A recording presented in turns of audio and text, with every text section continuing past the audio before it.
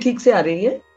जी, नमस्कार। The daily show में आपका स्वागत है। मैं हूं मुकेश कुमार।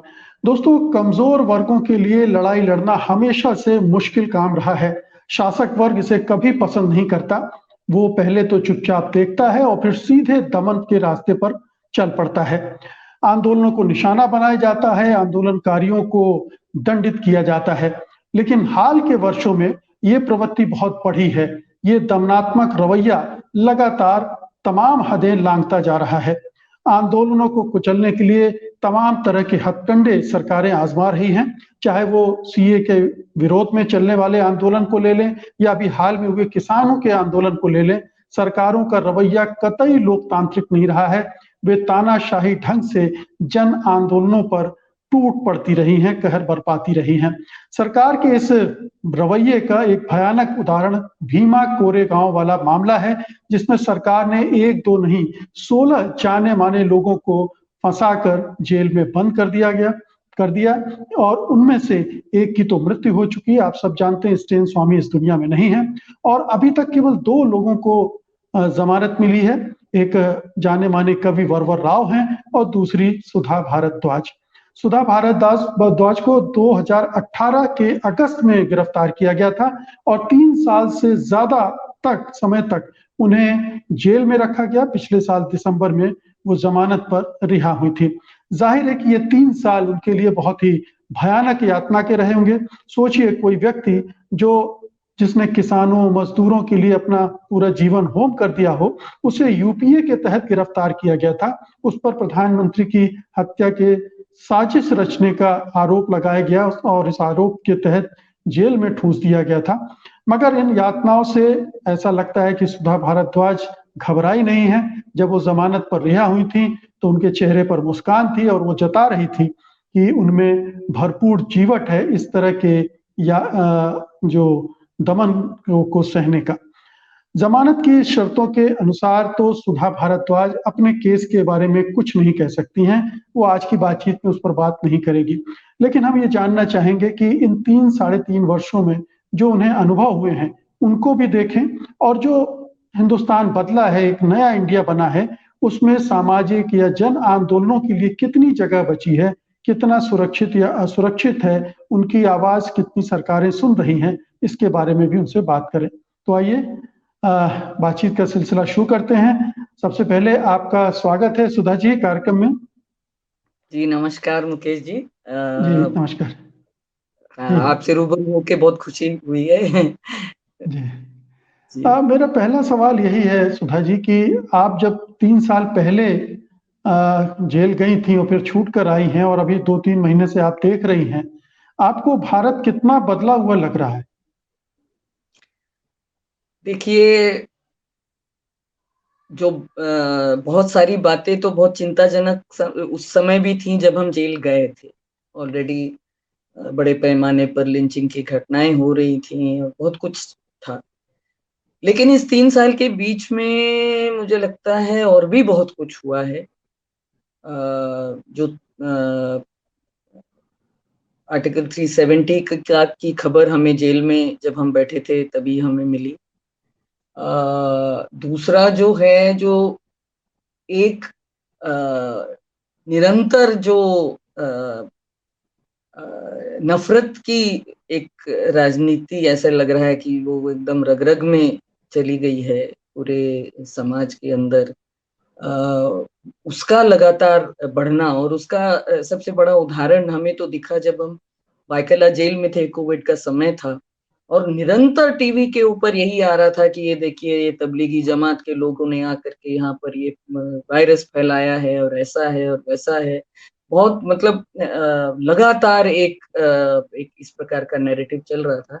बाद में मैंने अखबारों में, जब हमें अखबार वगैरह अलाउ हुए, तो मैंने देखा कि बहुत से लोग एक्विट किए गए, बहुत से लोग उनमें कोविड पॉजिटिव भी नहीं थे, बहुत से लोग क्वारंटाइन थे, दूसरे देशों में थे, उनको वापस भी भेज दिया गया। लेकिन वो जो मीडिया का एक पूरा हमला जैसे लगा, उसको कभी, उस इम्प्रेशन को कभी करेक्ट करने की कोई कोशिश नहीं की गई, ये मैंने देखा। और इस प्रकार के एक ये रहे दूसरा, मैं तो एक मजदूरों के बीच में काम करने वाली कार्यकर्ता हूँ। तो हमारे जेल में रहते हुए नए लेबर कोड्स पास हुए बिना किसी चर्चा के, जबकि सारे सेंट्रल ट्रेड यूनियंस की बहुत सारी आपत्तियां थी। न कोई एक भी उनमें से जो है पार्लियामेंट्री कमिटीज के सामने नहीं गई लेबर कोड्स। और हमने तो जिंदगी भर जो है ठेकेदारी मजदूरों को रेगुलर कैसे किया जाए इसके ऊपर काम किया है। लेकिन अभी ऐसा लगता है कि परमानेंट वर्कर नामक कैटेगरी ही खत्म हो जाएगी और जो भी होगा वो कॉन्ट्रैक्ट लेबर ही होगा।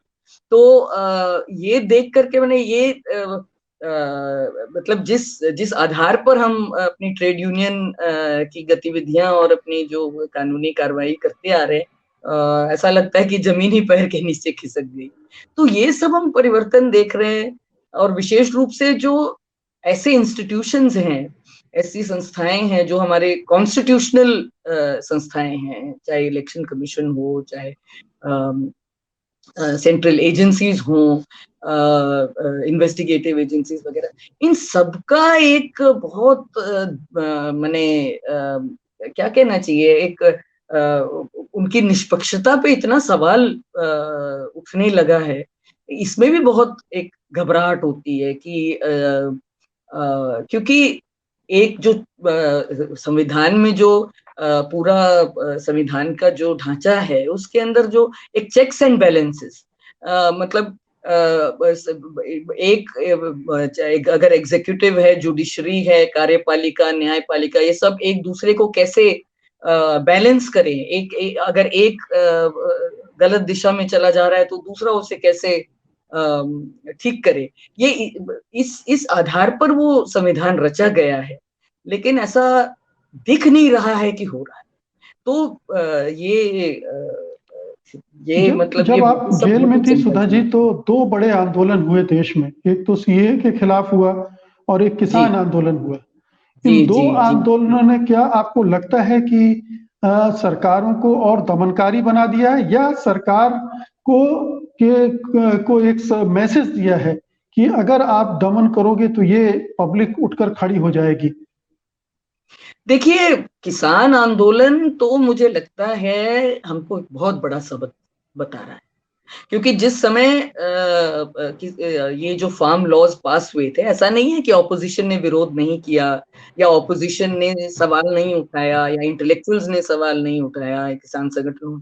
लेकिन वो जिस प्रकार से एक जो मेजोरिटेरियनिज्म का कल्चर अभी चल रहा है कि ब्रूट मेजोरिटी है, आप अपनी चला लो, बुलडोजर चला लीजिए, ये उसी भावना के साथ वो लॉज भी पास किए गए बिना किसी चर्चा के।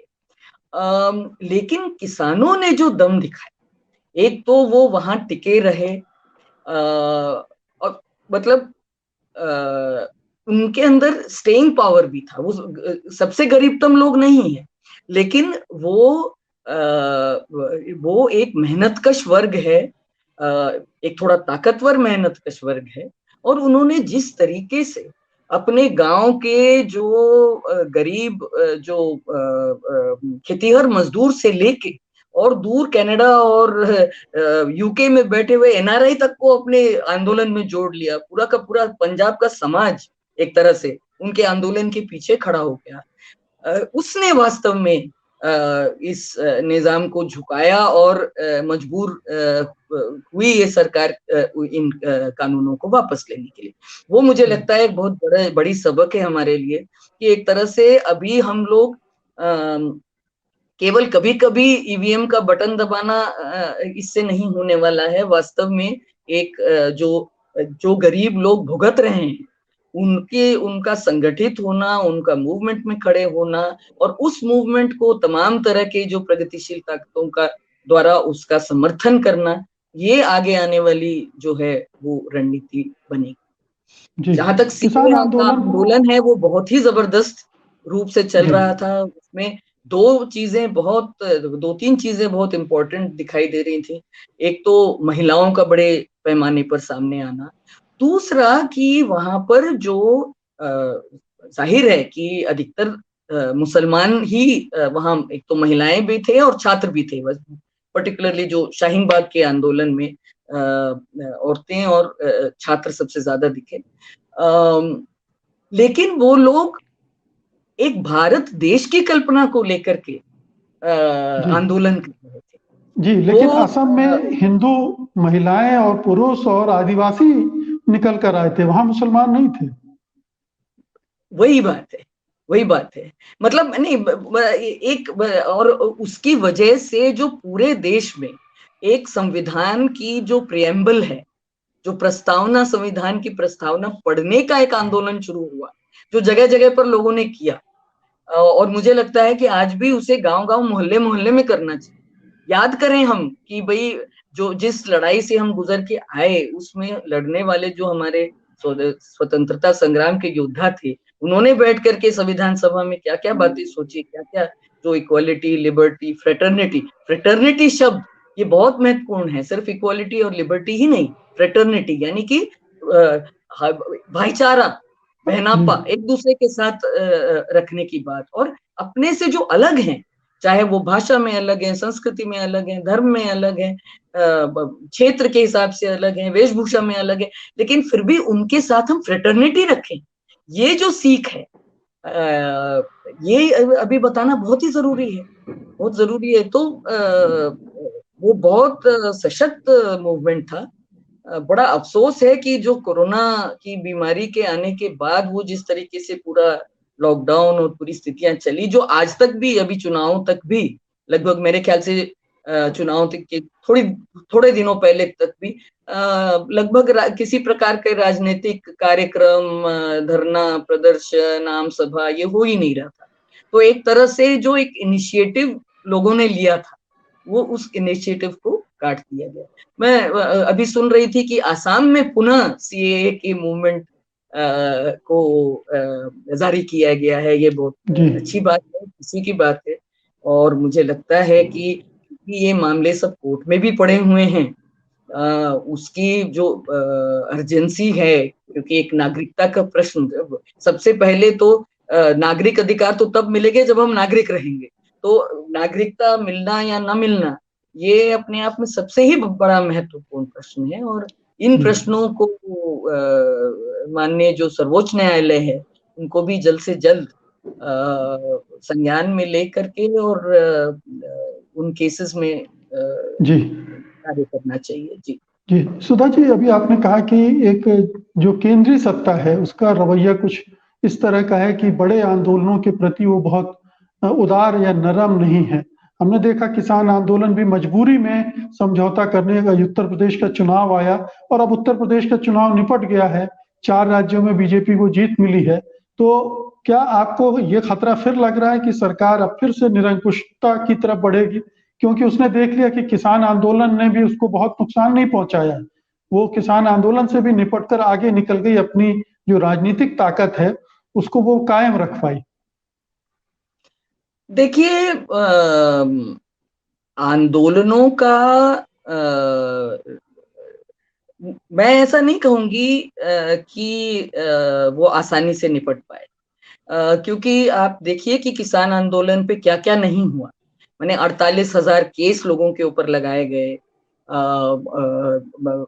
तमाम उनको खालिस्तानी से लेके, आतंकवादी से लेके, और तमाम तरह के ये हुए।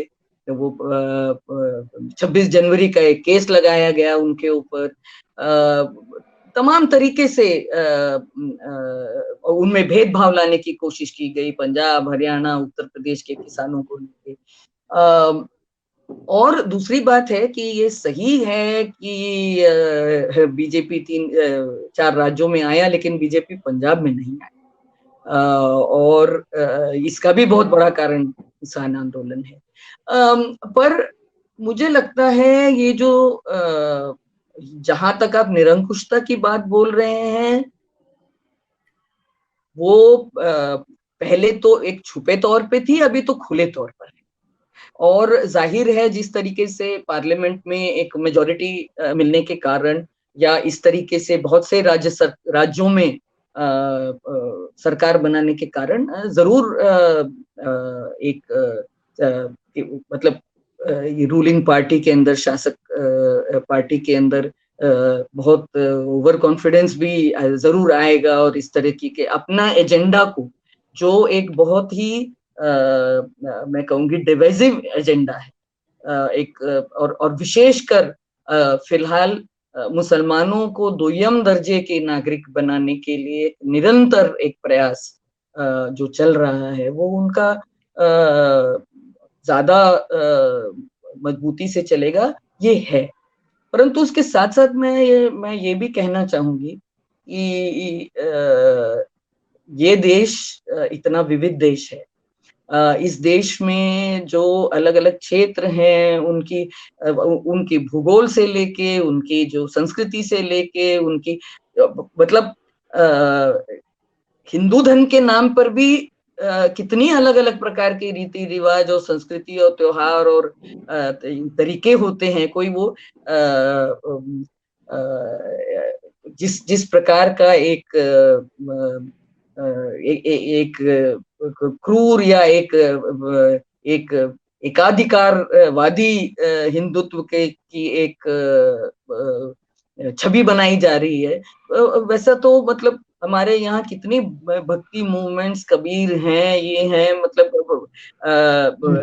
तुकाराम ज्ञानेश्वर हैं, मैंने क्या क्या यहाँ नहीं हुआ है।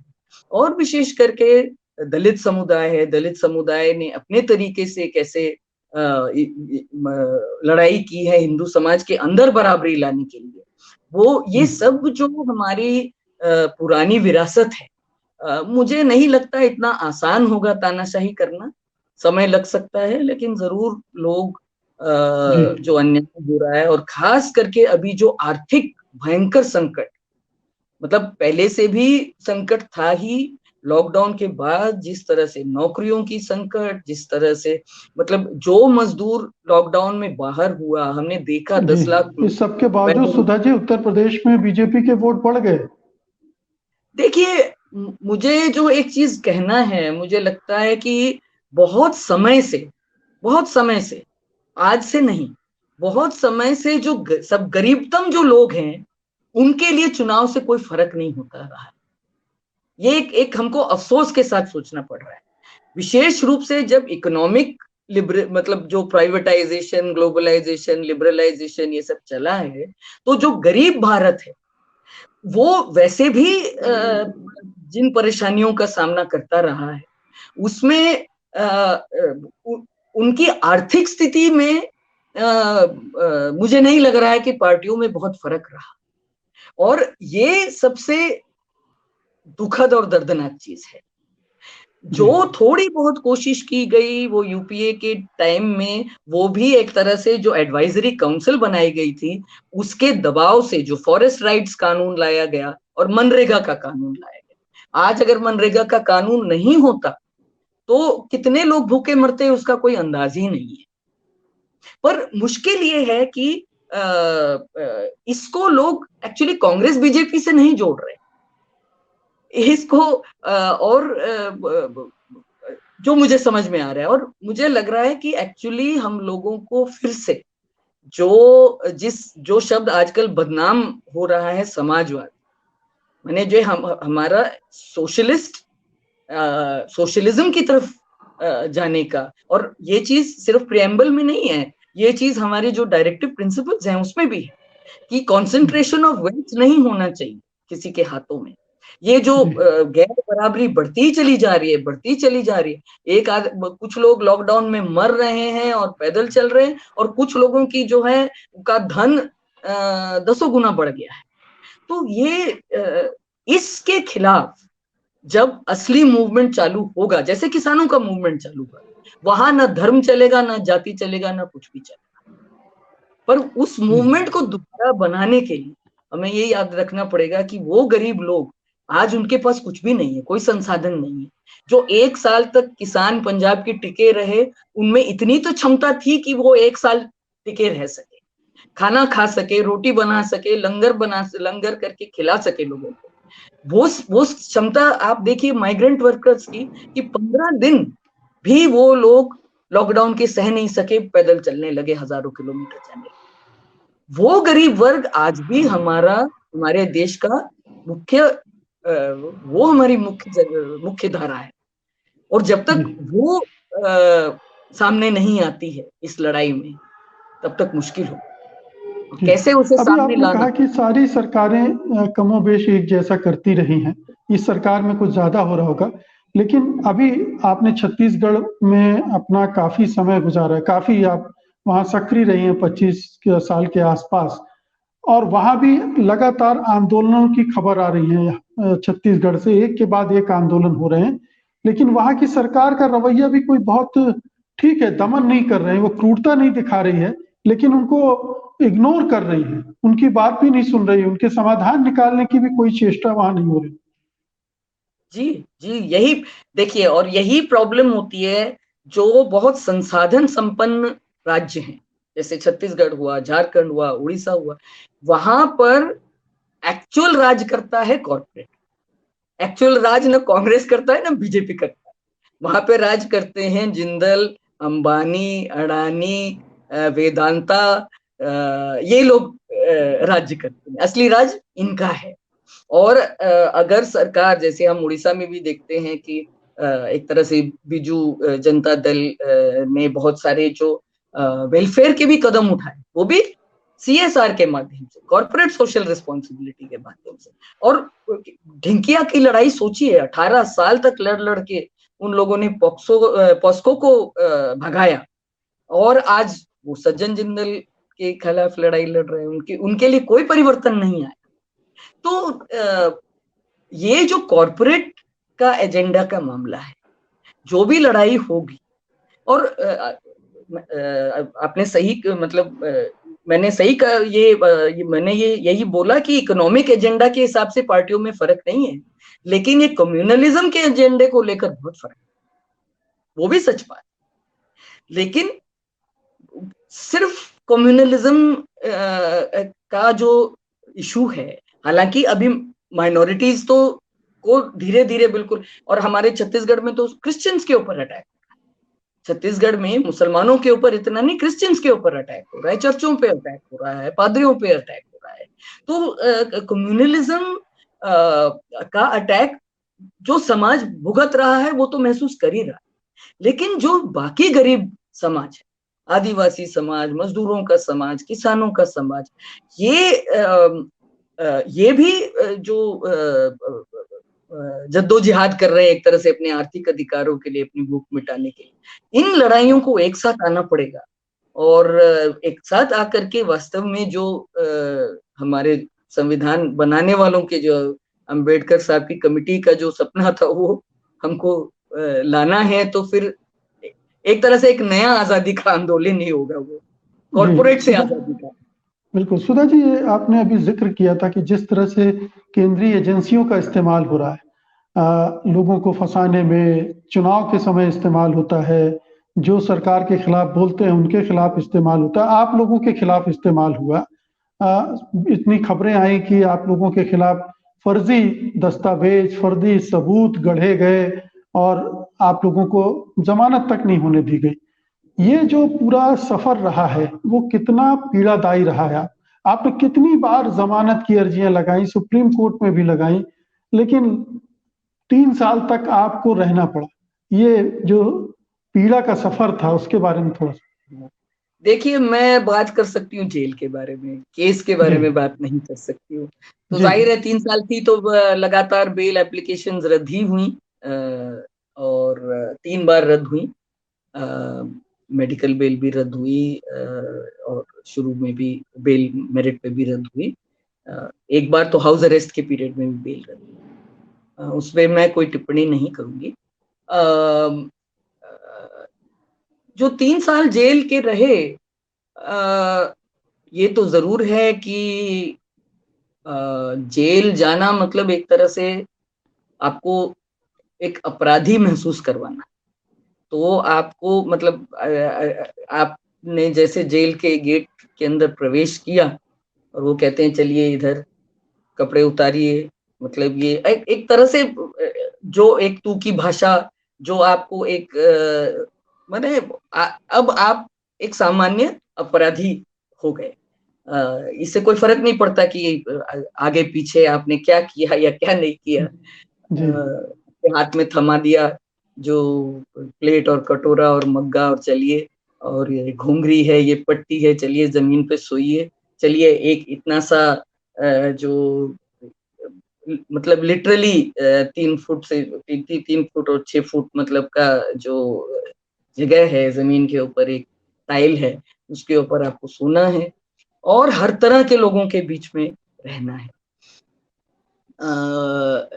ये अचानक आपको एक बड़ी जोर से धरती पे पटक देता है। मैंने भी बहुत से गरीब लोगों की वकालत की है, लेकिन मेरे ख्याल से जितना मैंने महसूस किया कि वास्तव में जो क्रिमिनल जस्टिस सिस्टम है वो एक गरीब व्यक्ति के लिए, विशेष रूप से ऐसे व्यक्ति के लिए जो जिसका कोई परिवार का सपोर्ट नहीं है बाहर, जो महंगा वकील नहीं लगा सकता, या शायद उसके पास पैसे ही नहीं है वकील लगाने को, और वो एक तरह से जो राज्य द्वारा दिया गया लीगल एड पर पूरी तरह से निर्भर है, ऐसे ऐसे लोगों की स्थिति क्या होती है, ये मुझे समझ में आया। जी। और अ, क्योंकि मतलब एक तरह से मेरे आसपास लोगों का जो दुख था वो मेरे से कहीं कहीं ज्यादा था। वहां पे औरतें थी जो 75 साल की उम्र से ज्यादा की औरतें थी, बीमार लोग थे, किसी को टीबी है, अस्थमा है, कोई प्रेग्नेंट है, बच्चों वाली औरतें थी, बहुत सारे लोग थे जिनके परिवारों ने उनको छोड़ दिया, कोई मुलाकात में नहीं आता है। बहुत सारे लोग थे जिनके पास पैसे नहीं थे, लीगल एड के वकील लगे हुए थे, लेकिन पूरे कोरोना के पीरियड में ना ना कोई वकील आ सकता था, ना कोई मुलाकात हो सकती थी, ना कोर्ट जा सकते थे। मतलब एक तरह से वो लोग वो 2 साल एकदम शून्यता में बिता, भविष्य का कोई अ, अंदाज नहीं। ये जो दुख है ये मैं अपनी आंखों से देख कर आ रही हूँ, और इसीलिए मेरी इच्छा है कि ठीक है, माननीय न्यायालय ने मुझे मुंबई में रहने के लिए कहा है, मुंबई में रहूंगी, लेकिन कोशिश जरूर करूंगी कि जेल में जो मेरे साथ में भुगतने वाले लोग जिनके पास वकील वगैरह नहीं थे उनकी किसी तरह मैं मदद कर सकूं। इसके लिए मैं जरूर कोशिश करूंगी। जी। तो ये सुधा जी, आप पर यूएपीए लगाया गया था और जी। मतलब जो केस बना था वो षड्यंत्रकारी, प्रधानमंत्री की हत्या की साजिश रचना वगैरह वगैरह। क्या पुलिस वालों के रवैये में या जेल के अंदर जो दूसरे कैदी थे उनका आपके प्रति रवैया इस वजह से कुछ दूसरे तरह का था? अ, देखिए, पुलिस वाले तो खैर सख्ती से पेश आते ही थे। जैसे हम लोग कोर्ट जाते थे तो हमें किसी से मिलने नहीं देना, मुझसे मिलने के लिए दूर दूर से छत्तीसगढ़ के मजदूर आया करते थे। कभी कभी उनको एक झलक भी एक मिनट बाद भी नहीं कर पाते थे, बिल्कुल दूर दूर रखा जाता था, उल्टा उनकी पूछताछ और होती थी बात। तो मुझे तो एक बार कोर्ट में कहना पड़ा कि साहब, मेरा और कोई परिवार नहीं है, यही गरीब लोग मेरे परिवार हैं, और ये सिर्फ एक झलक देखने के लिए इतनी दूर से पूना तक आए हैं, तो कृपया इनको हैरेस ना किया जाए, एक ओपन कोर्ट है, कोई भी आ सकता है यहाँ पर। और मुलाकात तो खैर अलाउड थी ही नहीं, क्योंकि ये यूएपीए सख्त कानून है, इसमें सिर्फ रिश्तेदार यानी कि मेरी बेटी ही मिल सकती थी, वो भी बेचारी दूर रहती थी, वो भी 3 महीने में एक बार, 4 महीने में एक बार आ सकती। जहां तक जेल के लोगों का सवाल है, शुरू में जरूर उनके मन में प्रश्न चिन्ह रहा होगा कि ये ऐसे कैसे खतरनाक हैं। लेकिन एक ख्याल से बाद में हम लोगों का रवैया देख के, प्रोफेसर शोमा सेन और मैं, बाद में हमारी एक नंबरकारी और ज्योति जगताप आ गई, उन्होंने देखा कि ये लोग बहुत अच्छे लोग हैं, लोगों की मदद करते हैं, बहुत समझदार हैं, किसी से कोई लड़ाई झगड़ा नहीं है इनका, ये बड़े शांति से अपना लाइन में खड़े होके सब लेते हैं अपने लिए, कोई खास प्रिविलेजेस भी ये मांगते नहीं है। तो इनफैक्ट हमको मतलब आंटी आंटी कह के और थोड़ा इज्जत से भी बात करने लगे। हालांकि सामान्य रूप से तो वो सब लोगों को जरा तू तड़ाक से बात करते हैं, लेकिन हमारे साथ ऐसा कोई दुर्व्यवहार नहीं हुआ। और दूसरा, बाद में जब उनको पता चला कि मैं वकील हूँ, पूरे कोरोना पीरियड के अंदर मैंने बहुत सारे एप्लीकेशन इंटरिम बेल के लिए वगैरह लिखे, तो खुद मुझे मैडम लोगों ने बुला बुला के भी कहा, आंटी एप्लीकेशन लिख दो, ये बेचारी की ये प्रॉब्लम है, बेचारी उसकी वो प्रॉब्लम है। तो इस हिसाब से मुझे लगता है कि उन्हें बहुत ज्यादा लगा नहीं कि ये लोग इतने खतरनाक अपराधी हैं। येरवड़ा में हमको जरूर अलग सेल में रखा गया था। येरवड़ा में फांसी यार्ड में हमें सेपरेट सेल्स में रखा गया था, प्रोफेसर शोमा सेन को और मुझे। और वो ऐसा है कि वो 4 सेल थे, बगल में 2 और औरतें थीं, उनके ऊपर भी पहले मृत्युदंड था, अभी मृत्युदंड पे उस समय स्टे मिला हुआ था। और उस फांसी यार्ड को एक पिंजरे के रूप में था, उसी में हम लोग रहते थे। मतलब हम लोगों को उस पिंजरे में से, यानी कॉरिडोर भी था, उस कॉरिडोर में छोड़ दिया जाता था दिन के टाइम 7 घंटे के लिए, पर उस पिंजरे के बाहर केवल आधा घंटा मिलता था। मतलब, और उसमें भी वो तब मिलता था जब बाकी कैदी अंदर जाते थे। तो दूसरे कैदियों से हमें बात नहीं करनी चाहिए, हम इतने खतरनाक है कि हम दूसरे कैदियों से बात ना करें, ऐसा रवैया येरवड़ा में जरूर, लेकिन बायकला में नहीं था। और बायकला में हम लोग बैरक में ही सभी सामान्य कैदियों के साथ ही रहते थे। हाँ, जब वहां पर गिनती वगैरह होती है तो अलग अलग बिठाते हैं, केस वाइज बिठाते हैं। आप 302 वाले हो, आप नक्सल हो, आप माओ हो, आप एनडीपीएस वाले हो, आप फलाने हो, ऐसा। लेकिन मुझे बाद में लगा कि वो भी मन में सोचते होंगे कि ये कैसे आतंकवादी है। जी। या आपके जो बाकी साथी थे जेल में, उनका वो क्या इस जो यातना से गुजर रहे थे, क्या उनको होप दिख रही थी? कैसे वो डील कर रहे थे? आपने तो बताया आप इस तरह से अपना समय गुजारा आपने, लेकिन बहुत सारे लोग अभी भी हैं और आपसे पहले गिरफ्तार हुए थे। जी जी। नहीं, मुझे सच में मैं जब छूटी तो मेरी खुशी जो है वो 50% ही थी, क्योंकि बाकी सभी लोग अभी भी अंदर हैं। मुझे उम्मीद है कि जो मुझे जो राहत मिली है, उसके जो कानूनी आधार हैं, उसकी वजह से उन्हें भी राहत कई लोगों को मिल सकती है और मिलेगी जरूर। पर हाँ, आपने ठीक कहा, खास करके फादर स्टैन स्वामी को तो हमने खो ही दिया। और जैसे आपने जिक्र किया, वरवर राव जी भी बहुत ज्यादा बीमार हैं और मेडिकल बेल पे हैं, काफी कष्ट में हैं। लगभग जितने लोग अरेस्टेड हैं, मेरे साथ प्रोफेसर शोमा सेन, वो अपने रिटायरमेंट से 1-2 महीने पहले अरेस्ट हुए। तो मतलब उनकी भी उम्र अभी 60 के ऊपर है, उन्हें आर्थराइटिस की तकलीफ है, ग्लूकोमा की तकलीफ है, हाइपरटेंशन की तकलीफ है, उठने बैठने में भी उनको बहुत समस्या है। और फिर भी हिम्मत वो जरूर बनाए हुए हैं सभी लोग। लेकिन दूसरी तरफ ज्योति हैं, ज्योति तो पढ़ाई कर रही थी, प्रोबेबली यंगेस्ट होंगी जितने लोग अरेस्ट हुए हैं उनमें से। और जेल के अंदर भी वो क्लासेस वगैरह पढ़ाना और ये सब करना कोशिश कर रही है। वो साइकोलॉजी की स्टूडेंट है, तो वहाँ के लोगों के जो साइकोलॉजिकल प्रॉब्लम्स हैं उसको भी वो थोड़ा हल करने की कोशिश करती है। बाकी जो पुरुष साथी हैं वो सब लोग तलोजा जेल में हैं, और हम तो सिर्फ उनको ज्यादातर लाया भी नहीं जाता है, जो लोग इन पर्सन हैं उन्हीं को लाया जाता है। और लगातार वो लोग जो न्यायालय है, न्याय कोर्ट है, उसके सामने अपनी परेशानियां बताते रहते हैं, उसी से हमें समझ में आता है। कभी किताब के बारे में, कभी फोन कॉल के बारे में, कभी दवाइयों के बारे में, कभी मतलब छोटी छोटी चीजें, कुर्सी टेबल के बारे में। आपको याद होगा स्टैन स्वामी जी क्योंकि पार्किंसंस के बिल्कुल। बीमार थे, इसलिए उन्होंने स्ट्रॉ और सिपर की मांग की थी। तो इस तरीके की जो चीजें हैं, ये सब हो रहा है। तो इसका एक मेरे हिसाब से एक नाहक तकलीफ है, क्योंकि अगर हम सुप्रीम कोर्ट की बहुत सारे जजमेंट्स को देखें तो यदि लगभग हम सभी जो जितने लोग इस केस में हैं, हम सभी लोग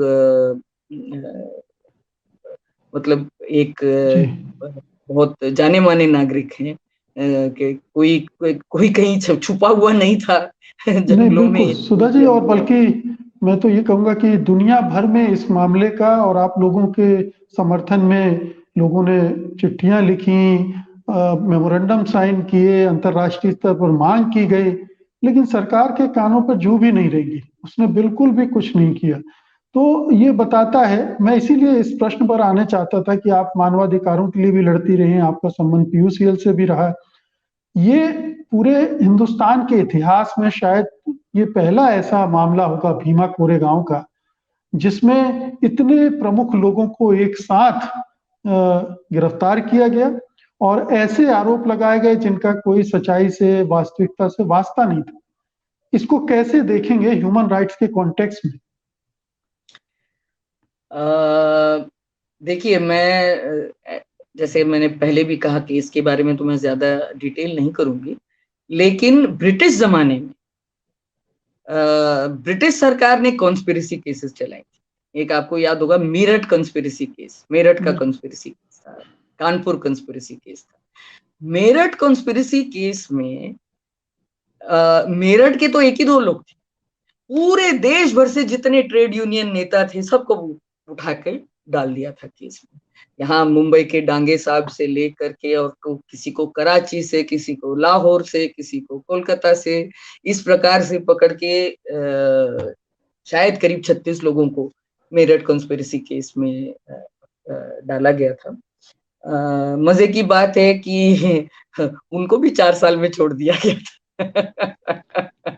और अभी हमारे ये इन साथियों के 4 साल नियरली होने जा रहे हैं।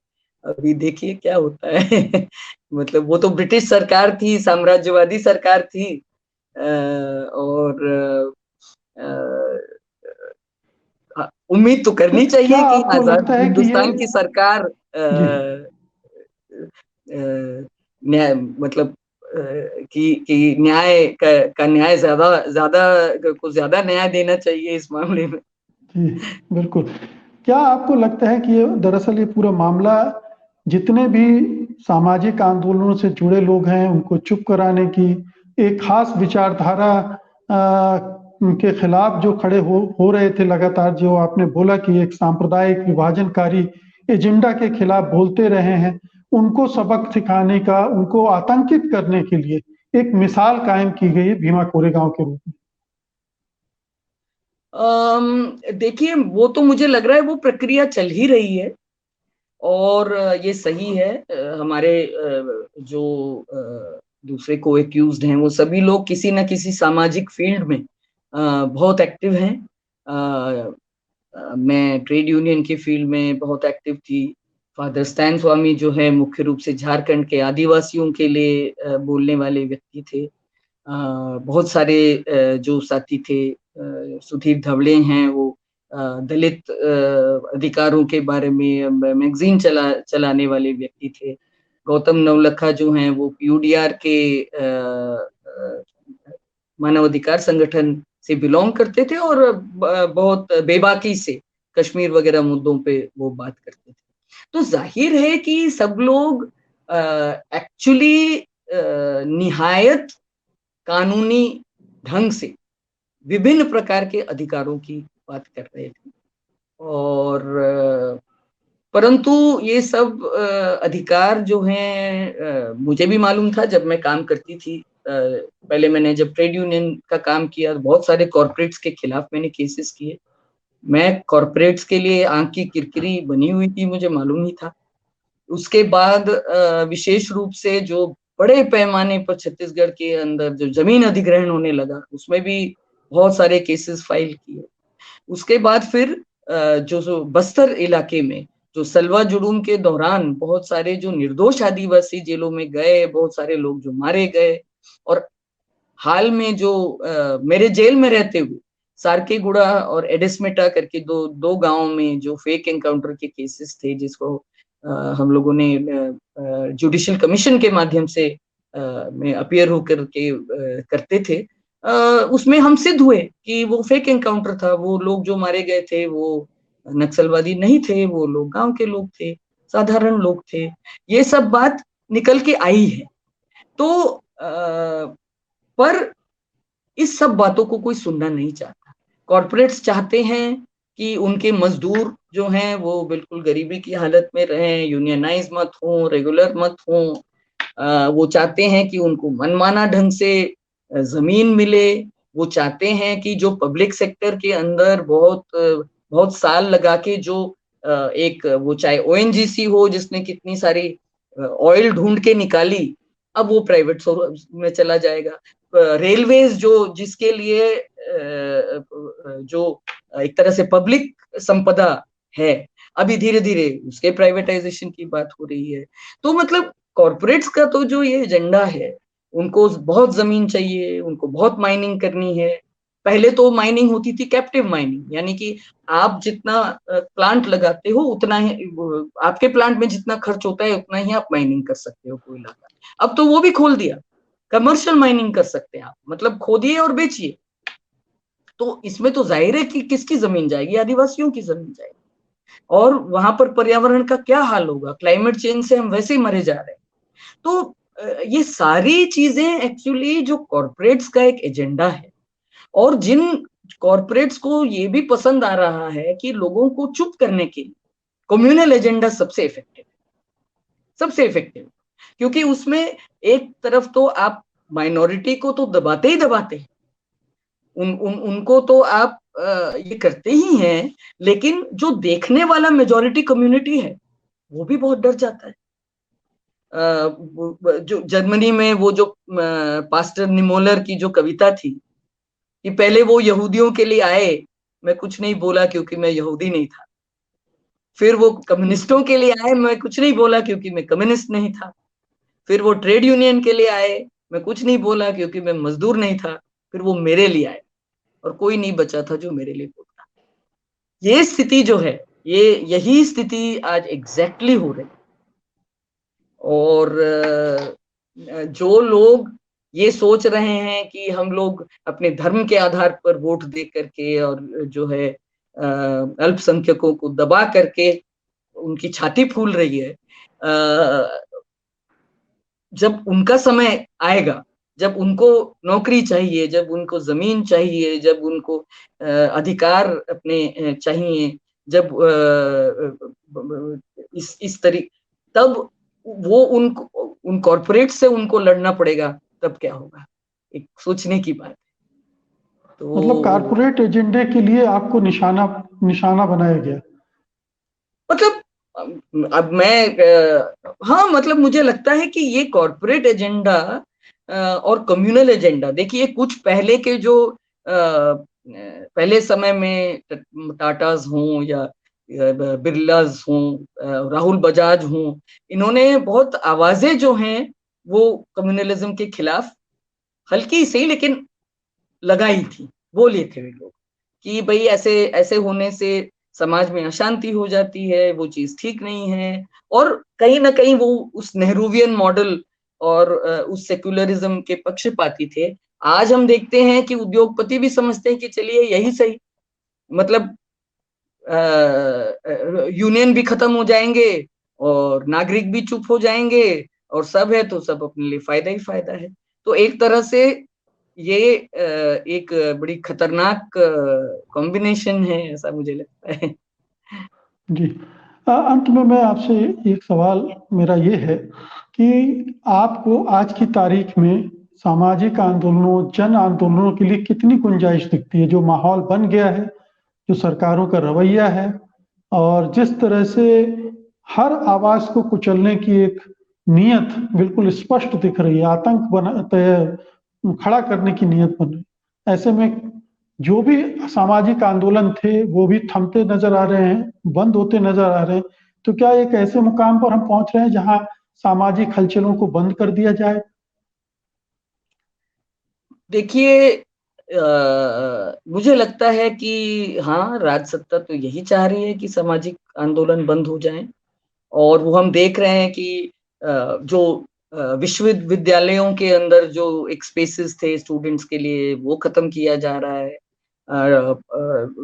जो भी एक मीडिया के अंदर जो लोग आवाज उठा रहे हैं उसको खत्म किया जा रहा है। कानूनों को ज्यादा सख्त किया जा रहा है। अगर किसी ने जाके एक फैक्ट फाइंडिंग का रिपोर्ट लिख दिया और किसी ने उसको फॉरवर्ड कर दिया त्रिपुरा इज बर्निंग, तो उनके ऊपर यूएपीए लग गया। मतलब ये खतरनाक है। पर जो उनको नहीं मालूम है वो ये है कि अगर हम आग जलाते जाएंगे तो ये बोलना कि भाप तुम मत बनो, ऐसा संभव नहीं है भाई। एक तरफ आप चूल्हे का आग बढ़ाते जा रहे हैं और फिर बोल रहे हैं भाप मत बनो, भाप मत बनो। ऐसा होगा नहीं, ऐसा होगा नहीं। हाँ, आज की जरूर आपने बहुत सारे रास्ते बंद कर दिए होंगे, लेकिन तकलीफों को लोग कहाँ तक बर्दाश्त करेंगे? लड़ेंगे तो सही, कोई रास्ता तो निकालेंगे। अभी एक बड़ा कदम इन्होंने ये लिया, फॉर एग्जाम्पल बहुत सारे एनजीओज का एफसीआरए बंद करने। उनमें से बहुत सारे एनजीओज ऐसे थे वो खुद काम नहीं करते थे, वो छोटी छोटी जो ग्रास रूट में ऑर्गेनाइजेशन थे उनको फंडिंग देते थे। तो इन्होंने क्या सिस्टम बनाया, नहीं अब आप छोटे ऑर्गेनाइजेशन को नहीं दे सकते। मतलब जो असली में लोगों के नजदीक थे, जो थोड़े बहुत एनजीओज काम करते थे, उन एनजीओज को भी आप चाहते हैं कि वो एनजीओज भी काम ना करें। तो बहुत ये कोशिश है, लेकिन ये संभव हो नहीं पाएगा क्योंकि इतिहास हमको ये बात बताता है कि स्प्रिंग की तरह है, आप दबाते जाओगे दबाते जाओगे दबाते जाओगे, किसी ना किसी दिन उसकी प्रतिक्रिया भी आएगी। कैसे आएगी, किस रूप में आएगी, कहाँ से शुरू होगी, उसको संगठित करने वाले हम शायद हम ना रहें, हमारी अगली पीढ़ी रहे, जो भी नौजवान रहे, वो तो कह नहीं सकते। लेकिन ये देश जो है, और इसीलिए इस देश से मुझे इतना प्यार भी है कि ये देश जो है वो तानाशाही किसी भी प्रकार की बर्दाश्त नहीं करता। वो चाहे ब्रिटिश की तानाशाही हो, और चाहे इमरजेंसी की तानाशाही हो, और चाहे अघोषित इमरजेंसी की तानाशाही हो, वो नहीं बर्दाश्त करेगा। बहुत बहुत शुक्रिया सुधा जी, हमसे बातचीत करने के लिए। आपने बहुत ही बेबाकी से, हालांकि सीमाएं आपकी हैं, शर्तें हैं जमानत की, इसके बावजूद आपने खुलकर बातचीत की जहां तक आप कर सकती थी। बहुत बहुत शुक्रिया। हमारी शुभकामनाएं हैं आपको भी, और आप जिन आंदोलनों से जुड़ी रही हैं उनके लिए भी, और जो लोग अभी जेलों में हैं उनसे भी, उनके लिए भी हम शुभकामना करते हैं कि जल्दी से वो रिहा होकर आएंगे। और जो मानवाधिकारों की लड़ाई है, जनता के हकों की लड़ाई है, उनको फिर से एक धक्का मिलेगा, एक जोर मिलेगा। बहुत बहुत शुक्रिया आपका। धन्यवाद। नमस्कार। सत्य हिंदी का ऐप डाउनलोड करें गूगल प्ले स्टोर पर।